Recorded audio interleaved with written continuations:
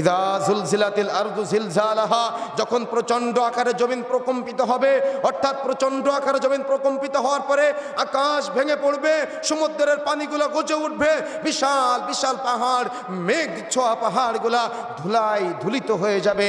কিয়ামতের এই পূর্ব মুহূর্তটা অনেক কঠিন, যেদিন পশ্চিম দিক থেকে সূর্য উদিত হবে, যখন তওবার রাস্তা বন্ধ হয়ে যাবে, তখন আপনি আর তওবা করতে পারবেন না। বিশাল বিশাল পাহাড়গুলা ধুলার মতো উঠতে থাকবে, আকাশ ফেটে ফেটে পড়ে যাবে, সমুদ্রের পানিগুলা বুক ফেটে উঠবে।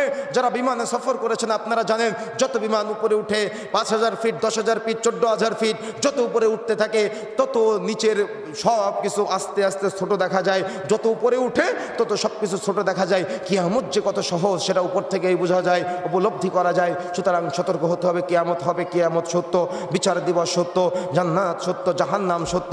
আল্লাহ রাব্বুল আলামিন বিচার দিবসের দিন আমাকে আপনাকে হিসাব নিকাশের কাঠগড়ায় দাঁড় করাবে।